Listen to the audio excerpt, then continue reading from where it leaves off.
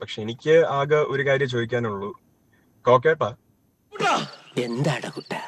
മാധവ് അശ്വന്ത് ഗോക്കിന്റെ പ്രതികരണം കേട്ട് കാണും. ഒരുപക്ഷെ അത് അല്പം കടുത്ത പ്രതികരണമാണ്. നമുക്കതൊന്നും നമ്മുടെ ഈ ചാനലിലൂടെ ഒന്നും പുറത്തുവിടാൻ പറ്റില്ല. അത്രത്തോളം മോശ ഭാഷയിലായിരുന്നു. എന്താണ് മാധവനത് കേട്ടപ്പോൾ തോന്നിയത്?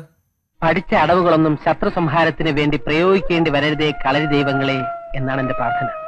പക്ഷേ ലക്ഷണം കണ്ടിട്ട് എന്നെ കൊണ്ട് ഇവന്മാരിത് ചെയ്യിക്കും എന്നാണ് തോന്നുന്നത്. അശ്വന്ത് കോക്കിന്റെ പേര് അദ്ദേഹം നേരിട്ട് വിളിച്ചിട്ടുണ്ട്, അദ്ദേഹം ക്യാഷ് ഡിമാൻഡ് ചെയ്തു എന്നല്ല നമ്മളിവിടെ പറഞ്ഞിട്ടുള്ളത്. പിന്നെ ഈ താടിക്കാരൻ നിന്റെ പ്രൊഡ്യൂസറിനോട് പറയാണ്, പട്ടി തെളിവ് കാണിക്കടാ, നീ ചാക്ക് കിട്ടി നിന്റെ അടുത്ത് 1 ലക്ഷം രൂപ ഞാൻ ചോദിച്ചു, തെളിവ് കാണിക്കടാ. നമ്മുടെ അനുഭവം, നമ്മുടെ സത്യാവസ്ഥ, ഒരു അനുഭവം ഉണ്ടായിക്കഴിഞ്ഞ് നമ്മൾ നെക്സ്റ്റ് ടൈം റെക്കോർഡ് ചെയ്ത് വെച്ചത് സെക്കൻഡ് ഇൻസ്റ്റൻസ് അത് ഓപ്പൺ ആയിട്ട് പറഞ്ഞതേ ഉള്ളൂ. ദൈവസഹായം കൊണ്ട് കള്ളത്തരം എന്റെ ജന്മവാസനയാണ്.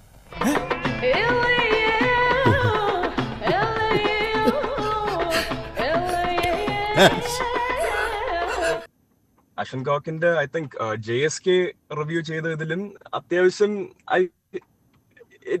യു അണ്ടർസ്റ്റാൻഡ് ടാർഗറ്റ് ചെയ്ത് പറയുന്ന പോലെ തോന്നുവന്ന കാര്യം. എനിക്ക് അതിൽ അത്ര സിഗ്നിഫിക്കന്റ് ആയ ഒരു ക്യാരക്ടർ പോലും ഇല്ലായിരുന്നു ഈ ഒരു സിനിമയിലും. എന്റെ അത് കഴിഞ്ഞ് JSK കഴിഞ്ഞിറങ്ങിയ സിനിമയുണ്ട് കുമ്മാട്ടിക്കളി, അതിലെ അത്യാവശ്യം കളിയാക്കിപ്പെട്ട ട്രോൾ ചെയ്യപ്പെട്ട ഒരു ഡയലോഗ് വെച്ച് ആളെന്നെ ഒരുപാട് തരം താത്തുന്ന രീതിയിൽ പറയാറുണ്ട്. നിയമപരമായി എന്തെങ്കിലും ചെയ്യാൻ പറ്റുമെന്ന് ഞാനൊന്ന് നോക്കട്ടെ.